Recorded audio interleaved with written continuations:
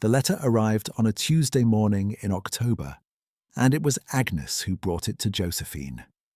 Not because Agnes was the errand woman of Hartwell Lodge, she was the housekeeper, and had been for 17 years, and she stood on the dignity of her position with a quiet firmness that the rest of the household respected. She brought the letter herself because she had seen Lady Cecilia's face when the courier rode through the gate, and she had judged with the accuracy of long practice that her young mistress ought to have a moment to read whatever was inside before her mother came to interpret it. Josephine took it at the writing desk in the small room off the library where she kept the household accounts. Her hands were already ink-stained at the middle finger from a morning's work, and the paper she unfolded was good quality, the kind that signalled a man of business rather than a family friend. She read it through once, then she read it through again, more slowly, her spine very straight in the chair. Her father had died 3 weeks earlier in the first cold week of September, in the upstairs bedroom that smelled of camphor and old port. He had been ailing since spring, and the end had not been a surprise. What the letter confirmed was the part her mother had been shielding from precise language for the better part of a year. The debts were not small. The gambling arrears and the 2 unpaid promissory notes together came to £400, and the estate, such as it was, the lodge and its modest grounds, and the kitchen garden that Jo herself had been quietly managing for 2 seasons, could not absorb that figure without selling land they could not afford to sell. She set the letter down on the writing desk with the same care she would have given a piece of porcelain. Outside the narrow window, the kitchen garden lay in its autumn undress, the last of the runner beans still clinging to their canes. She thought about the runner beans for a moment. Then she heard her mother's footstep on the stairs. But first, before Lady Cecilia descended with her particular arrangement of disappointment and determination, Josephine's mind went briefly, involuntarily, to a Tuesday 3 months later, to a morning that had not yet happened, in which a man she had not yet met would be standing in this same library with the late winter light coming through the high windows behind him, and she would finally understand what he had done. She did not know any of that yet. She knew only the letter and the sound of her mother's approach and the £400 that were waiting to be solved. Lady Cecilia entered the room the way she entered most rooms, with the air of a woman who had already composed the conversation in advance and saw no need to depart from the text. She was dressed for visitors, though it was barely 9:30, in her dark blue morning gown with the jet brooch that had been her own mother's. She was still handsome, Jo's mother, in the particular way of women who have always understood that appearance is a form of argument. "You have read it," she said, looking at the letter on the desk. "Yes," Jo said. "Then you understand the situation." "I understand the debt. I am less certain I understand the solution you have in mind." Lady Cecilia sat down in the chair across the desk, with the composed deliberateness of a woman settling in for a negotiation she expected to win. The jet brooch caught the grey morning light. "Sir Rowland Pembury," she said, "has indicated his willingness to assume responsibility for the promissory notes in exchange for a formal understanding with you. His solicitor has spoken to Mr. Finch. The arrangement is quite usual." Jo looked at her mother for a moment. "Sir Rowland Pembury is 51 years old," she said. "He is 53, Lady Cecilia said, without the smallest acknowledgement that this correction changed anything. "He is a man of established standing and no incumbent wife. He has a house in Shropshire and a London address for the season. You would not want for anything material." "I would want for rather a great deal," Jo said. Her mother's expression did not flicker. It was not that Lady Cecilia was cruel in the way of women who took pleasure in cruelty.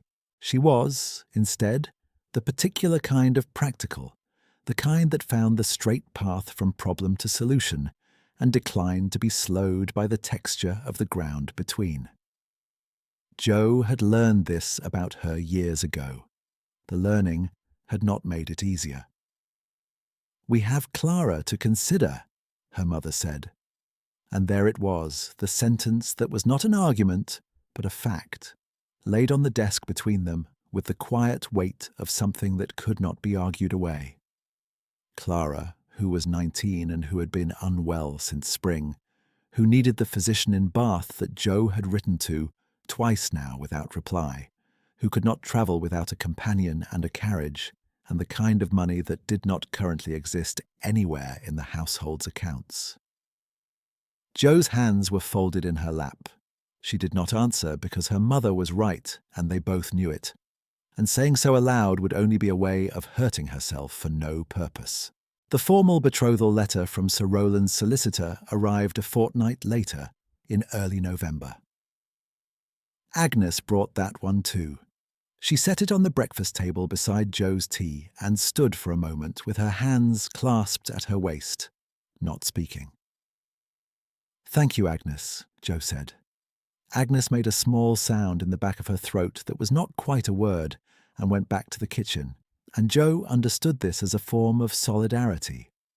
It was 2 weeks after that, on a cold, bright Wednesday in late November, that a carriage came up the drive at Hartwell Lodge carrying a single passenger and a leather trunk of modest dimensions.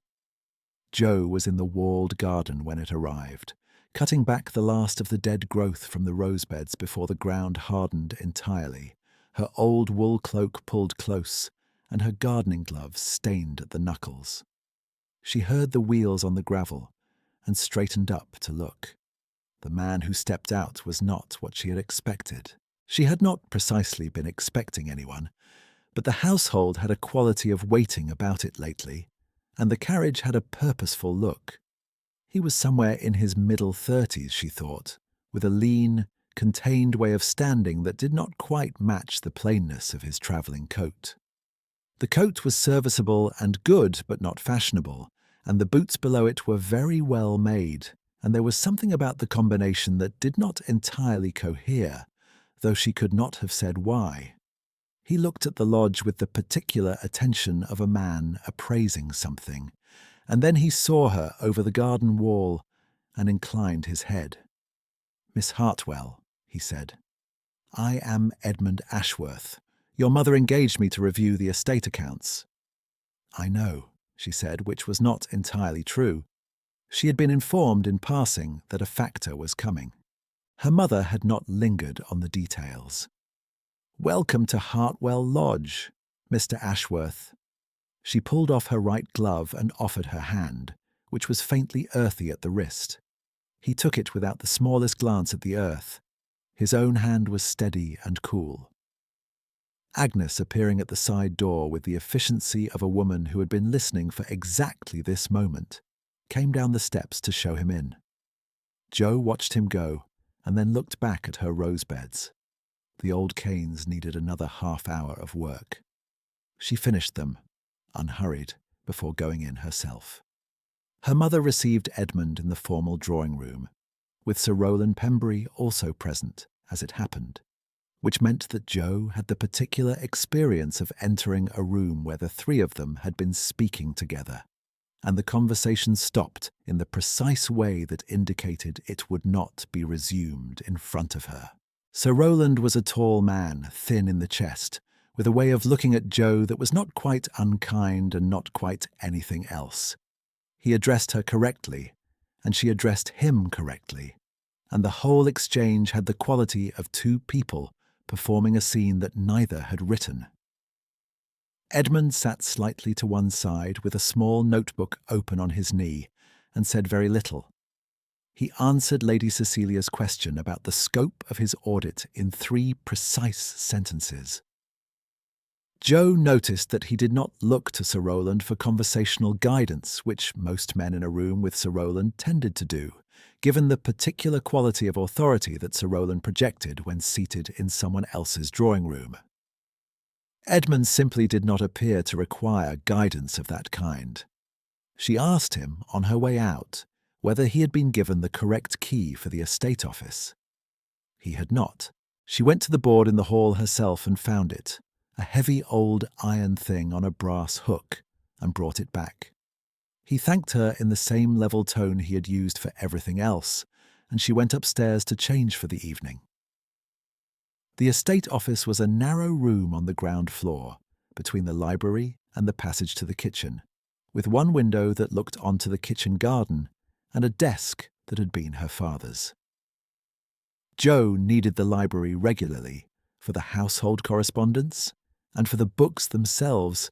She had been working her way through her father's collection of natural history since childhood, and had arrived in the past year at a multi-volume account of Scottish Highland botany that she found genuinely absorbing.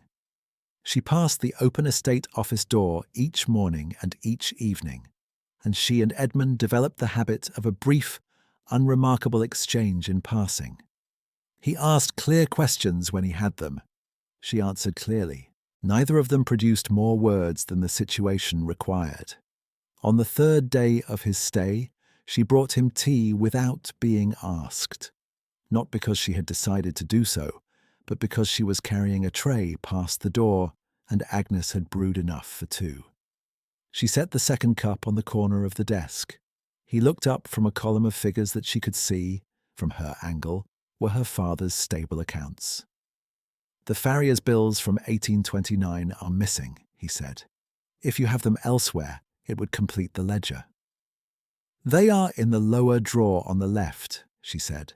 "My father kept them separate because he disputed one of the amounts. He never did resolve it." He opened the drawer without looking up from the ledger. 14 shillings, he said, finding the papers. He was right to dispute it. The arithmetic is wrong. "Is it?" she said. She did not ask him how he knew, because he had said it with the plain confidence of someone who had already checked, and the 14 shillings had been bothering her for 2 years. She felt something shift very slightly in her chest. She collected the empty cup and left. In the library that evening she found him reading, not the household accounts, but a book from the upper shelf, one of the natural history volumes. He had it open on the reading table, with the lamp pulled close.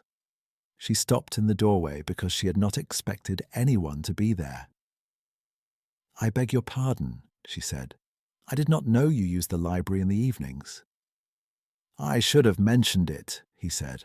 He did not close the book, which she found she preferred to the elaborate courtesy of closing it. "I will keep to the far end if you prefer." "I was going to sit in the window chair," she said. "We need not be in each other's way." They spent an hour in the library that evening without speaking again, which was a different kind of company from no company at all. Outside the window, the walled garden was dark, and the bare rose canes were barely visible against the pale stone. Jo read her Highland botany, and Edmund read his natural history, and the fire in the grate did what fires do in late November, which is to make every room they occupy feel smaller and warmer, and slightly removed from the world outside. December came in grey and damp, and Lady Cecilia began receiving Sir Rowland with the frequency of a woman managing a project nearing completion. He called 3 times in the first fortnight of the month, each time staying for dinner, each time addressing Jo in the drawing-room afterward, with the careful attention of a man who had recently been told that the item he was acquiring required some handling. Jo answered him. She passed the decanter when it was required of her. She played one piece on the pianoforte when her mother requested it, a Haydn sonata she had known since she was 12. One evening, after Sir Rowland had gone and her mother had retired, she came down to the library to return a book she had finished. Edmund was not there. The lamp was cold. She stood for a moment in the dark room with her book under her arm and thought about the fact that she had checked automatically whether the lamp was lit, which implied that she had come to expect it. She replaced the book on its shelf and went to bed. It snowed in January, the particular kind of wet, heavy snow that settled on the kitchen garden and bent the remaining canes she had not finished cutting back. She went out to tie them up because otherwise they would snap, and Edmund came around the corner of the walled garden with no particular direction that she could identify, stopped when he saw her, and came to help without asking. He held the canes while she tied them, and they worked in silence for the better part of an hour while the snow came down and settled on the shoulders of her wool cloak. His hands were bare, she noticed. She did not comment on this. She was wearing gloves. "You are familiar with gardens," she said at one point, because the efficiency with which he was assessing each cane before holding it was not the efficiency of a man who had merely been told what to do.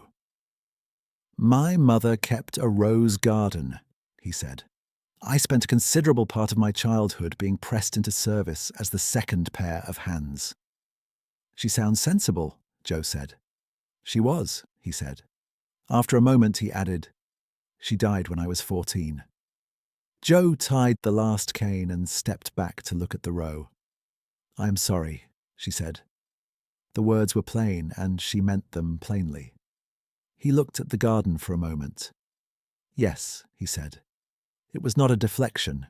It was simply a man receiving a condolence without requiring it to be more than it was.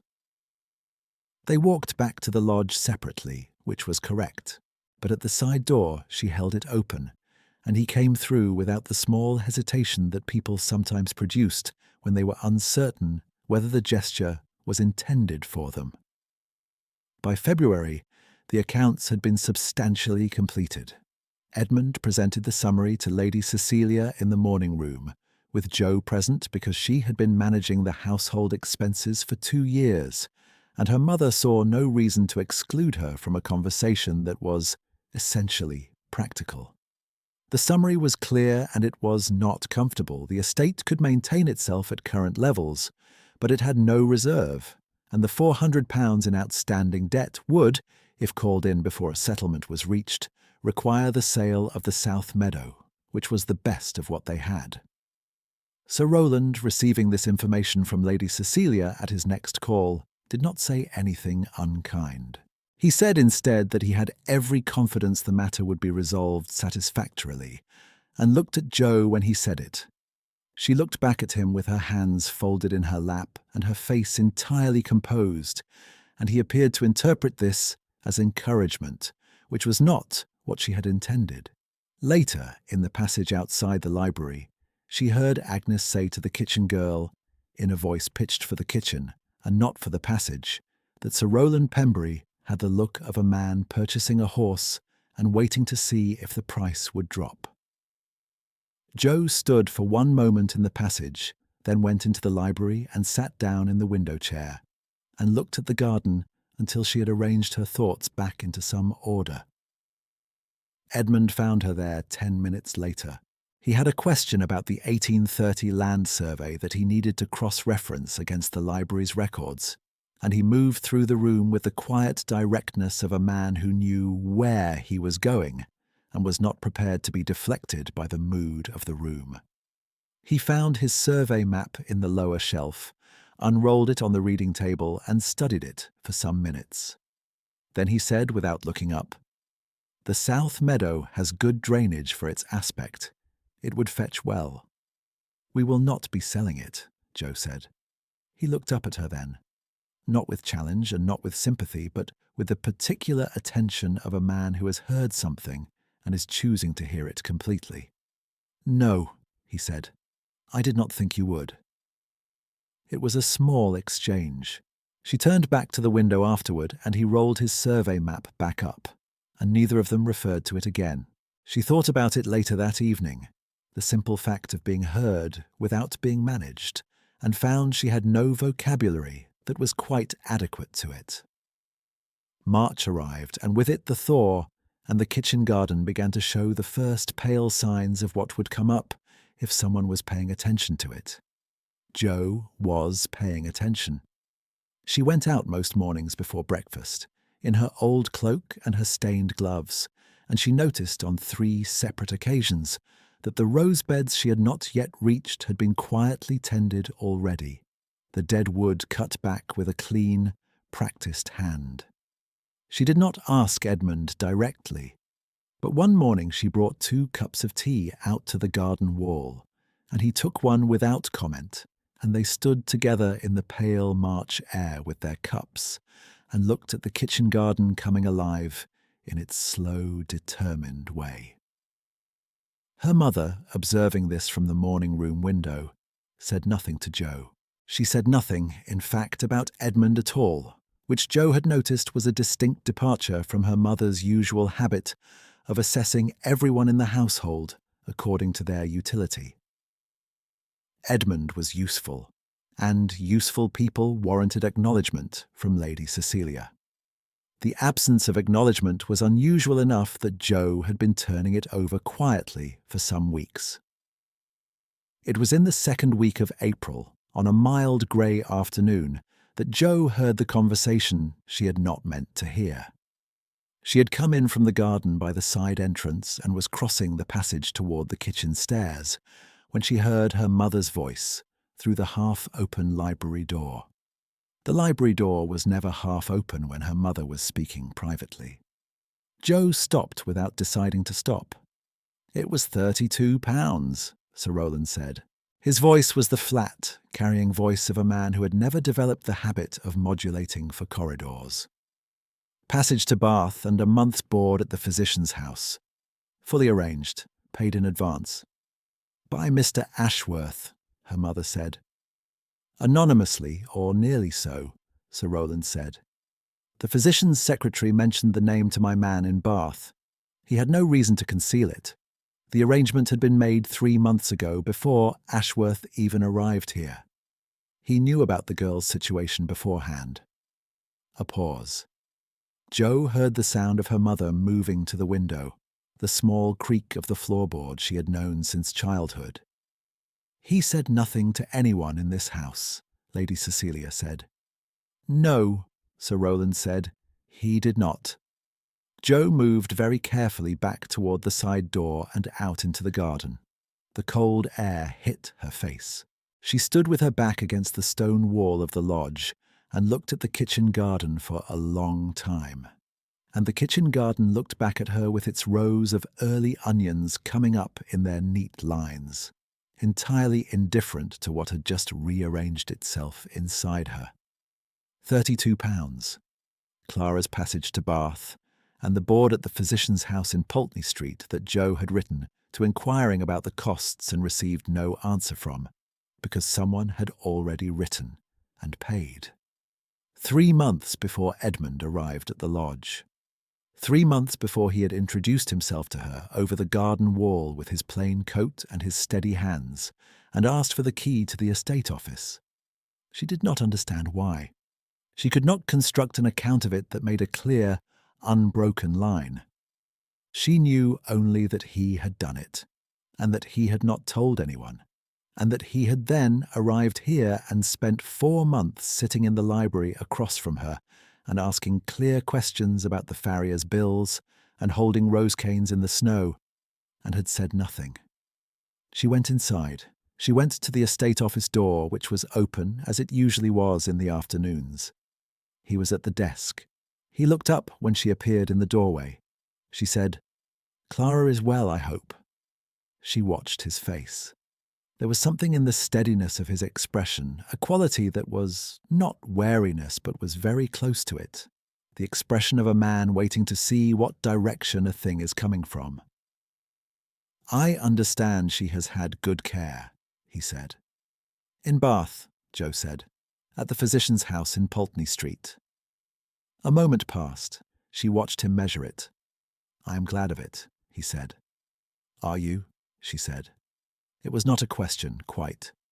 He set down his pen. He looked at her with the steady, unperformed attention she had come to know over 4 months of libraries and snow and kitchen gardens, and he said, "Miss Hartwell, your sister was ill and you were not in a position to help her. I was." The simplicity of it stopped her entirely. She had been prepared for deflection, for the elaborate courtesies that men deployed when they did not want to account for themselves. She had not been prepared for that. "You did not tell anyone," she said. "No." Not even Clara. She knows she was helped, he said. I saw no need for her to know the particulars. Joe stood in the doorway of the estate office for a moment longer. Through the window behind him, the kitchen garden was visible. The onion rows, the tied-back rose canes, the particular patch near the south wall that he had cleared himself in February while she was dealing with the land survey. She looked at all of it. Then she said, "Thank you," in the level voice she used when words needed to carry more than they could hold, and she went back to the library. She spent that evening writing a letter, not to her mother and not to Sir Rowland's solicitor. She wrote to Mr. Finch, the family's attorney, in a hand that did not shake, 3 precise paragraphs declining the Pembury arrangement. She named the grounds, which were simply that she did not consent, and she noted that the debts were a family concern that could be resolved by other means, which was not entirely true yet, but which she intended to make true. She sealed the letter herself with the household seal and left it on the morning room table, where Agnes would post it with the morning correspondence. Agnes, coming in at 7 the next morning to make up the fire, saw the letter. Jo was already at the writing desk with her tea when Agnes came back through from the hall, and Agnes looked at her for one long moment with the expression of a woman who had been quietly waiting for exactly this and was choosing not to say so aloud. "There is enough hot water for a proper bath this morning," Agnes said, "if you would like one." "Yes," Jo said. "Thank you, Agnes." Her mother's response was immediate and controlled, in the way of a woman who has spent a lifetime controlling things immediately. She called Jo to the morning room before 10 o'clock, sat opposite her in the chair by the fire, and spoke for 7 minutes without raising her voice. The substance was the debt, Clara's continued needs, the impracticality of refusal, and the social consequence of a young woman in Jo's position being known to have withdrawn from a formal arrangement. Jo listened. She had listened to versions of this argument for 5 months. She said when her mother had finished, "I understand all of that. I have declined nonetheless." "On what grounds?" her mother said, and there was something almost sharp under the composed surface of her voice, a quality Jo recognized as genuine bewilderment. "On the grounds that I am not a promissory note," Jo said, "and that I will not be treated as one." The morning room was very quiet. Outside, a carriage could be heard on the lane, not on the lodge drive but on the public lane, moving at a pace that suggested London business. Lady Cecilia looked at her daughter with the expression of a woman encountering unexpected topography, and Jo looked back at her mother, and neither of them moved. The carriage had turned onto the lodge drive. Agnes brought the news in the form of a knock on the morning room door, and the information that a gentleman had arrived from London and wished to speak with Mr. Ashworth. She delivered this with the professional blankness of a woman who had spent 17 years bringing news to this family without editorializing, and she held the door open. The gentleman from London was a young man of perhaps 25, very correctly dressed in the way of a secretary employed by a house that expected correctness as a matter of course. He carried a leather dispatch case and had the assured manner of a person accustomed to entering rooms of consequence. He followed Agnes into the morning room, looked at Lady Cecilia and at Jo with an expression of mild adjustment, as if he had expected a different arrangement, and then looked at the door and said, "I beg your pardon. I understood Mr. Ashworth to be in residence." "He is in the estate office," Jo said. "Agnes will show you." Agnes did not move immediately. She was looking at the dispatch case, at the crest worked into the leather at the clasp, and she had the expression of a woman who had just understood something and was holding it quietly for the moment. Edmund came out of the estate office and into the morning room passage a minute later. The young secretary turned to him and said in a voice that did not lower itself, "My lord, Lord Carrington sends his compliments and asks whether you require the Ashford lease documents by next week or whether a fortnight will serve. The passage went entirely still. Jo was standing in the morning room doorway. Her mother was behind her. Agnes was to one side, her hands clasped at her waist, her face arranged in the expression of a woman who had known for longer than she was admitting. The secretary looked at Edmund with the respectful patience of a man who had asked a reasonable question and was waiting for an answer. Edmund looked at the secretary, and then he turned and looked at Jo. In 4 months of libraries and snow and rose canes and estate accounts, she had learned to read the quality of his silences. This one held something she had not seen before, a kind of measured difficulty, as if he were calculating what was possible and finding the arithmetic unworkable. "A fortnight will serve," he said to the secretary.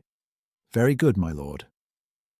The secretary opened his case and produced a sheaf of correspondence.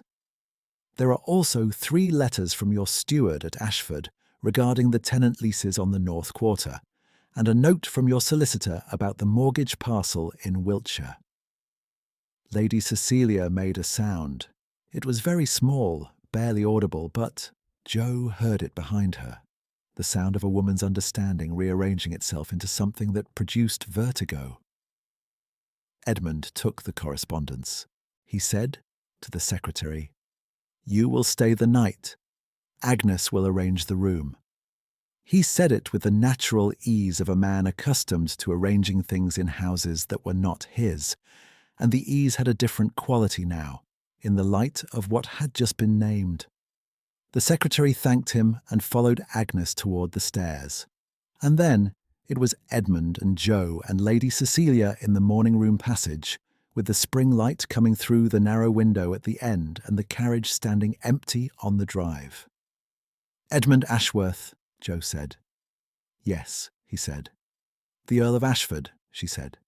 "Yes," he said. She looked at him for a moment, at the plain coat that was very good quality, and at the steady hands, and at the way he was standing, which was the way he had always stood, and which she now understood had been the same all along. She thought of the rose canes in the snow, and the farrier's 14 shillings, and £32 arranged quietly for a girl in Bath 3 months before he had introduced himself over a garden wall. "Why did you not tell anyone?" she said. He was quiet for a moment. Then he said, "I wish to know what this household was without the knowledge of what I was. I wish to know who you were when you believed I was simply Mr. Ashworth." "And," she said. "You were who you are," he said. Lady Cecilia made a second sound, this one less quiet. Jo turned to look at her mother. Lady Cecilia was standing very straight, in the way of a woman whose script has stopped working, and who is attempting to find a new one quickly. Her hand was at the jet brooch at her throat. She was looking at Edmund, or at the Earl of Ashford, or at both at once, and her expression was the particular expression of a woman encountering a social consequence she had not prepared for. "My lord," Lady Cecilia began. "Lady Hartwell," Edmund said, and there was nothing unkind in his voice, only a kind of quiet authority that had been present all along and now had a name. "Miss Hartwell has declined Sir Rowland Pembury's arrangement. I believe that decision was made this morning." "It was made last night," Jo said. "Before you knew," he said. Not a question. "Before I knew," she confirmed. Lady Cecilia looked from one to the other. Her hand was still at the brooch. The social architecture she had been constructing for 5 months, the management of Jo toward a resolution that would settle the debt and secure Clara's future and restore some portion of the family's position, was disassembling itself in the morning-room passage while she watched, not because it was being dismantled by any hand she could see, but because the ground under it had turned out to be something other than what she believed. Sir Rowland called that afternoon. He was shown to the drawing-room where Edmund received him, And Joe sat in the window seat and watched the kitchen garden and listened to the conversation, which was brief and civil, and which ended with Sir Rowland withdrawing the arrangement with the smoothness of a man who had done the arithmetic in the carriage and arrived at a conclusion he found perfectly acceptable. There was no scene. He was not a man given to scenes. He simply closed the door behind him, and his carriage was on the drive, and then it was on the lane, and then it was gone. Agnes brought tea to the library at 4 o'clock. She brought 3 cups, arranged them on the reading table, and poured. Joe was in the window chair. Edmund was at the reading table with his correspondence. Agnes poured the tea with the serene efficiency of a woman who had been waiting for this afternoon for a considerable time, and was not going to permit anything to prevent its proper execution. She set the 3rd cup on the table by the fire, though Lady Cecilia was not present, which was perhaps a form of invitation, or perhaps simply Agnes being thorough. "The early roses on the south wall are coming on," Agnes said, to no one in particular, and went back to the kitchen. Joe looked at the tea. She looked at Edmund. He had set his correspondence down and was looking at the window and the garden beyond it. £32, she said. "Yes," he said. "From Bath, the physician's secretary told your secretary, who told Sir Rowland's man, who told Sir Rowland, who told my mother." She said it in the level way she described things that were simply facts. "It travelled a considerable distance to reach me." "I did not intend it to travel at all," he said. "I know," she said. The library was quiet in the way it was quiet in the evenings, when the fire was going, and the garden outside was doing what gardens do in April, which has come back. Through the glass she could see the south wall and the roses he had described, and the row of onions Agnes had put in last month, and the place near the gate where the canes she had tied in January were showing green. "You paid her passage 3 months before you came here," she said. "I was in correspondence with the estate solicitor from October," he said. "Your father's debts were a matter of record in certain circles. I heard of the situation. I heard also of the younger daughter."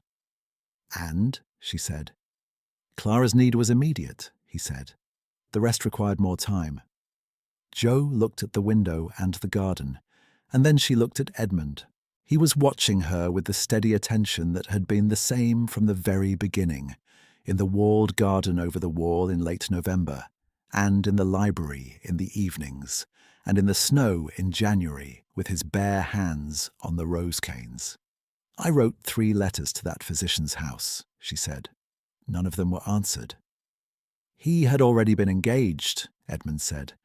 "I expect he had no reason to correspond further." She sat with this for a moment.